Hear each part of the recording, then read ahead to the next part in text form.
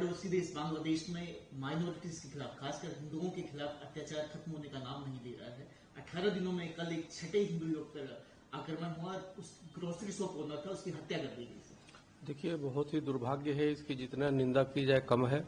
बांग्लादेश में अल्पसंख्यक हिंदू सुरक्षित नहीं है और हमें लगता है कि वो जानबूझ करके भारत को दिखाना चाहता है। दूसरी बात, हमें लगता है भारत की पॉलिसी बिल्कुल बदलना चाहिए। जो 120 करोड़ रुपया सालाना दिए जाने की जो भारत सरकार द्वारा दिया जाता है और उसको बंद किया जाना चाहिए, क्योंकि वो राहत सामग्री जो भेजी जाती है बांग्लादेश को मानवता के नाम पे, वो उसको रोकी जानी चाहिए।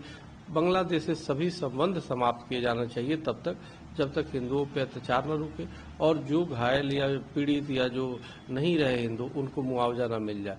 क्योंकि और सबसे बड़ी आप देखिए कि विश्व स्तर पे भी सभी देश मौन है, मानवतावादी जितने संगठन है वो मौन है और यहाँ पे रोज मारे जा रहे हैं, रोज हत्या हो रही है, रोज गांव के गांव जला दिए जा रहे हैं। तो अब इस पे निश्चित रूप से बहुत दुर्भाग्यपूर्ण है। हमें लगता है कि पुनः एक बार ऑपरेशन सिंदूर 2 जो है बांग्लादेश के खिलाफ, उनके आतंकियों के खिलाफ चलाने की आवश्यकता है, तभी बांग्लादेश मानेगा, वहाँ के कट्टरपंथी मानेंगे और हिंदुओं की स्थिति बहुत ही दयनीय है। मैंने नोबेल पुरस्कार जो कमेटी है उसको भी पत्र भेजा है कि चूंकि शांति के क्षेत्र में यूनेस्को पुरस्कार मिला है तो शांति क्या, तो अशांति उनके नेतृत्व में हो रहा है, उनके बैठे हुए सत्ता में और शैतानियत हवानियत हो रहा है, तो उसको रोके जाने की आवश्यकता है।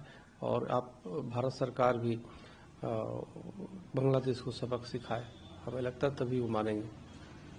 दिल्ली दंगों के आरोपी उमर खालिद और सरजिल इमाम को कल सुप्रीम कोर्ट ने बेल देने से इनकार कर दिया, तो उसके अपोजिशन में आज जेएनयू में कल रात को भगवा झंडा भी जलाया गया और मोदी की कब्र खुदेगी इस प्रकार के प्रधानमंत्री के खिलाफ अपशब्दों का इस्तेमाल भी किया। अब जरा सोचिए कि माननीय सर्वोच्च न्यायालय ने क्यों उमर खालिद की जमानत रद्द कर दी। पूरे देश और विश्व में घूम करके ये विक्टिम कार्ड खेल रहे हैं और ये ऐसे लोग हैं जो भगवा जला रहे हैं, जो देश के चुने हुए प्रधानमंत्री माननीय प्रधानमंत्री मोदी जी के खिलाफ कह रहे कब्र खोदने की बात कर रहे हैं। अरे भाई, यह तो बहुत ही मतलब कि अपने ही देश में जेएनयू में एक आतंकी सोच के लोग हैं जो इस तरह की हरकत कर रहे हैं। कौन उसमें ये आप देखो कि यह जानबूझ के देश को बदनाम कर रहे हैं, तो ये कहीं न कहीं इनका देशद्रोह और आतंकवाद में संलिप्तता थी, इसीलिए जमानत नीचे से लेकर ऊपर तक कैंसिल हो जाए। हमें तो लगता है कि जल्द से जल्द इन पे केस चला के इनका आजीवन सजा या फांसी की सजा दी जानी चाहिए अगर दोषी पाए जाते हैं तो, क्योंकि किसी भी तरीके से ऐसे लोगों को छोड़े जाना उचित नहीं है।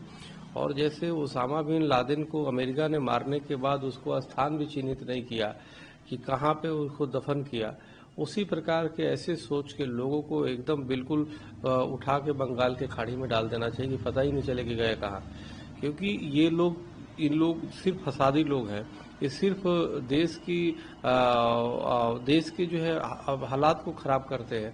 आप उमर खालिद का जब पकड़ा गया था उस समय उसकी आई थी किस प्रकार से पूर्वोत्तर से लेके हर जगह उसने आतंकवाद की षड्यंत्र रचा हुआ था और उसके साथ जो गुर्गे थे वो सब, तो ये तो जेल में होना ही चाहिए। हमें तो आश्चर्य इस बात का हो रहा है कि अब तक इसको जेल में बिरयानी क्यों खिलाई जा रही है, अब तक ये जेल में पाले क्यों जा रहा है, इसको अब तक सजा क्यों नहीं हुई। इसको तत्काल सजा दी जानी चाहिए और इसका केस सजा दे के इसको दंड किया जाना चाहिए। और भी तो इसके साथी हैं, उसको भी पकड़ा जाना चाहिए। और देखिए, आप भगवा जला रहे, भगवा मतलब कि पूरे बहुसंख्यक वर्ग का अपमान है, भगवा मतलब तिरंगा का अपमान है, तिरंगा का सबसे ऊपर वाला रंग भगवा है। तो इनके दिलो दिमाग में कितना नफरत और घृणा भरा हुआ है हिंदू सनातन के प्रति, ये साफ झलकता है। तो यह आतंकी सोच के लोग हैं। हमें लगता है कि एक तो जेएनयू का नाम जो है, जो जेएनयू में इतने आतंकी सोच है उसका कारण यह था नाम तथा गुण। हमें लगता है जेएनयू का नाम बदल के वीर सावरकर विश्वविद्यालय रखा जाना चाहिए, क्योंकि जेएनयू का नाम बदलना बहुत जरूरी है। जेएनयू नाम है इसीलिए वहाँ पे इस तरह की सोच के लोग हैं। अगर जेएनयू का नाम वीर सावरकर विश्वविद्यालय कर दिया जाए तो निश्चित रूप से उसमें राष्ट्रवादी होने लगेंगे। निश्चित रूप से वो भगवा जलाएंगे नहीं, भगवा को प्रेम करने वाले होंगे। कोई प्रधानमंत्री के खिलाफ इस तरह के शब्दों का प्रयोग नहीं करेगा। तो इसलिए मेरा सरकार से भी निवेदन है और मांग है कि जेएनयू का नाम बदल के वीर सावरकर विश्वविद्यालय किया जाए।